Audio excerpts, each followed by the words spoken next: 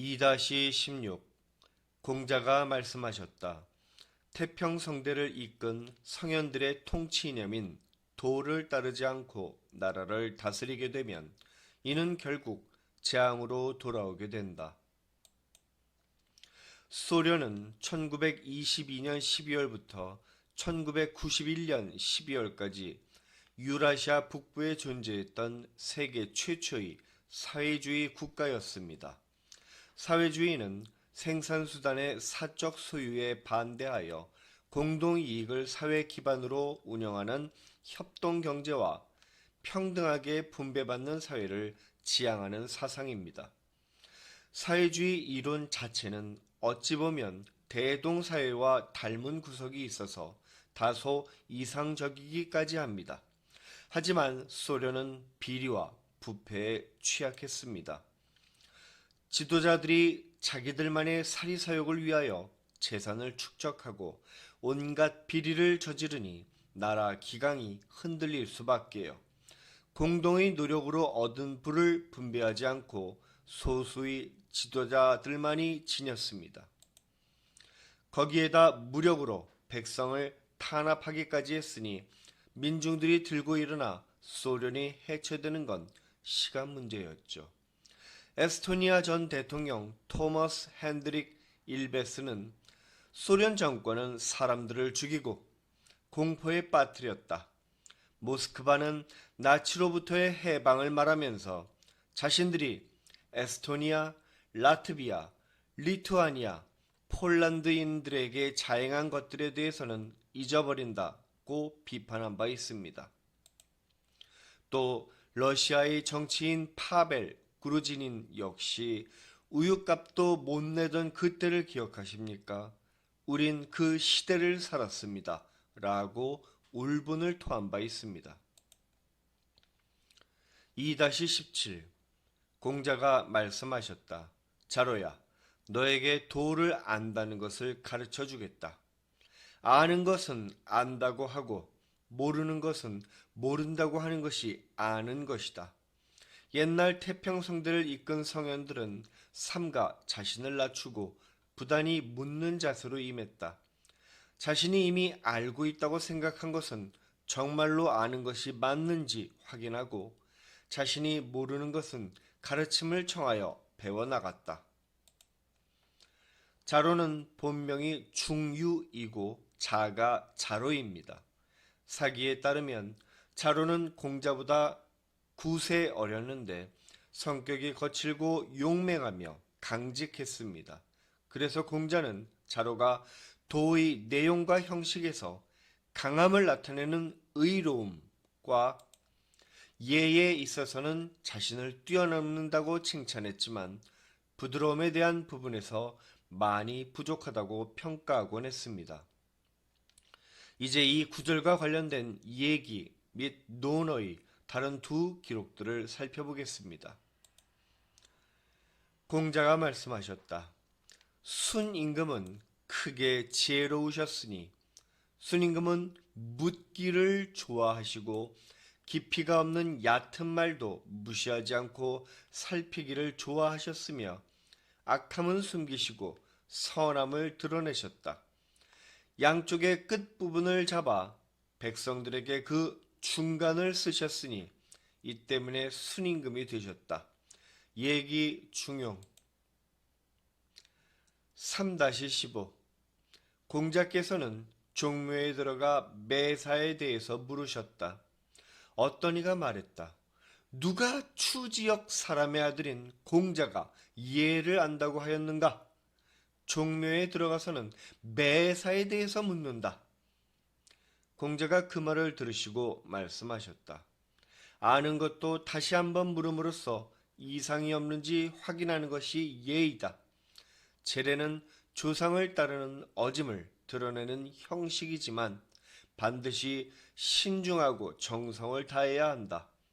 따라서 아는 것이라도 다시 한번 물음으로써 이상이 없는지 확인하는 호문, 즉 묻기를 좋아하는 자세를 갖춰야 한다. 10-15 공자는 종묘에 들면 매사에 대해 물으셨다. 이처럼 태평성대를 이끈 성현들은 삼가 자신을 낮추며 부단히 묻는 자세로 일관함으로써 자신의 생각이 옳은지 또는 그른지를 객관적으로 판단할 수 있었습니다. 따라서 공자의 이 말에는 신중함과 상, 변치 않고 초지일관하는 태도, 그리고 객관적인 태도와 겸손함이 포함된 의미로 이해해야 하죠. 즉, 공자는 한마디 말로 도의 네 가지 요소를 설명하고 있는 겁니다. 그럼 이제 소개하는 제아의 경우에는 어떨까요? 3-21 노나라 임금 애공이 제아에게 토지신으로 섬기는 나무에 대해 물었다. 제아가 대답하셨다.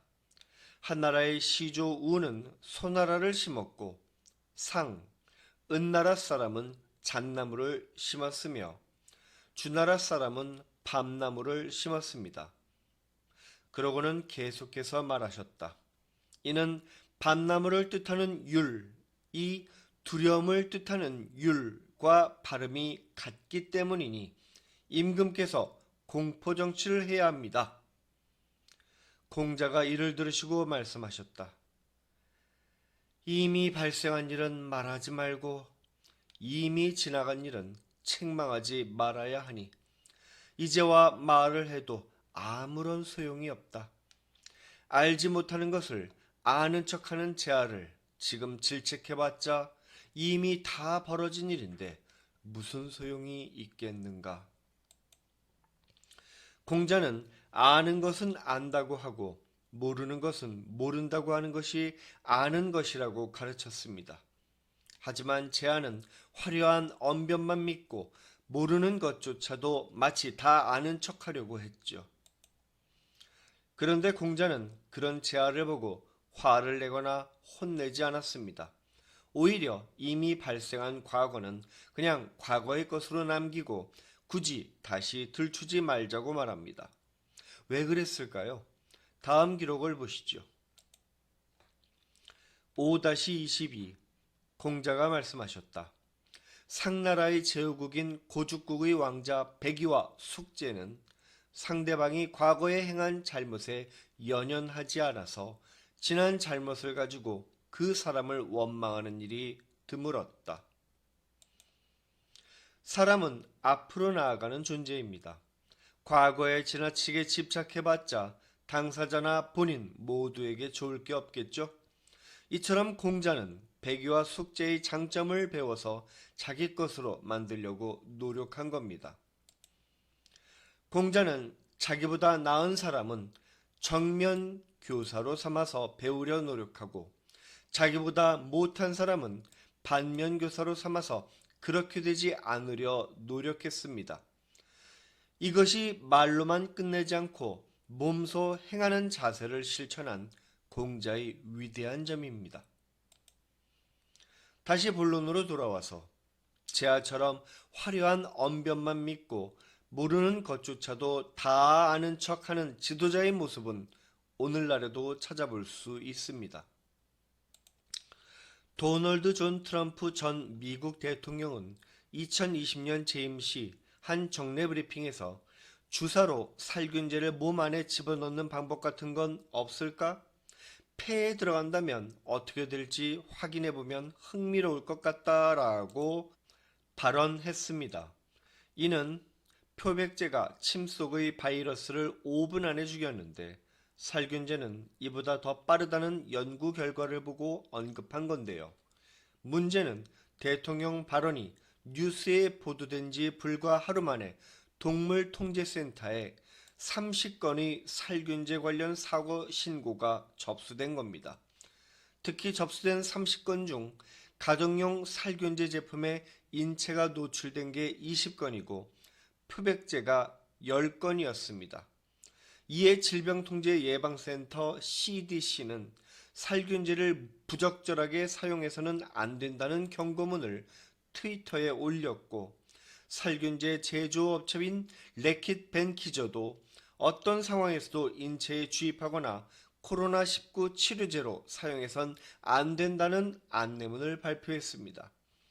트럼프 전 대통령은 이 일이 벌어지기 한 달 전에 말라리아 치료제 하이드록시 클로로퀸이 코로나19 치료에 효과가 있다는 발언도 했었는데 이후 애리조나주에 사는 부부가 어항 청소에 쓰는 클로로퀸을 먹었다가 남편이 사망하기도 했습니다. 그렇다면 도대체 제아의 평소 모습이 어땠길래 공자는 이처럼 자포자기하는 듯한 발언을 한 걸까요? 다음 구절을 살펴보겠습니다. 5-9 제아가 수업 때 낮잠을 잤다. 공자가 말씀하셨다. 썩은 나무로 조각해봤자 금방 부서지므로 소용없고 썩은 흙으로 만든 담장에 흙손질을 해봤자 역시 금방 무너져서 다 소용없다. 내가 지금 기본이 안 갖춰진 제아에게 벌을 줘봤자 이제 와서 다 무슨 소용이 있겠는가. 또 공자가 말씀하셨다. 애초에 나는 어떤 사람이 말을 하면 그가 말한 대로 행동하리라 믿었다. 하지만 이제 나는 어떤 사람이 말을 하면 그가 말한 대로 행동하는지 꼭 확인한다. 이 모든 게 제아 때문에 바뀐 것이다.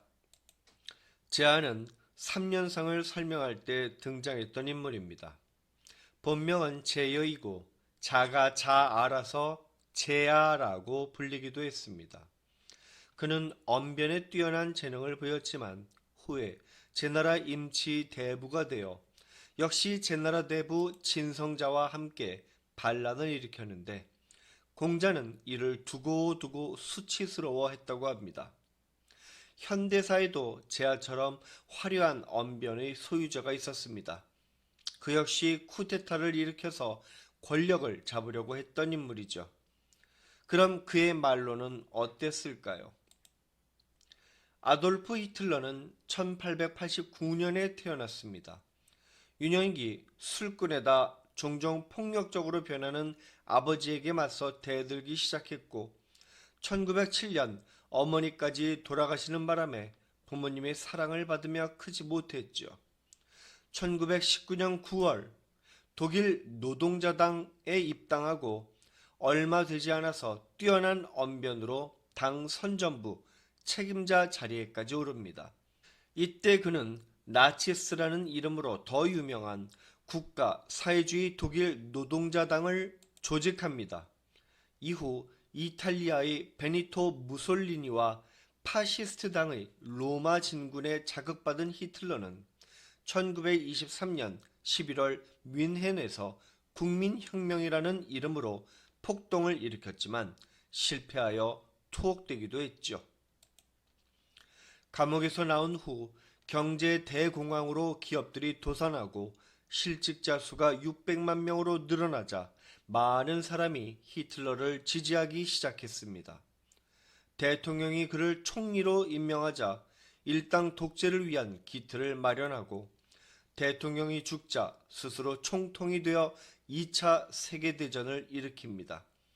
이 과정에서 그는 많은 유대인들을 학살했는데 세계대전이 실패로 돌아가자 결국 자살로 초라하게 삶을 마감합니다.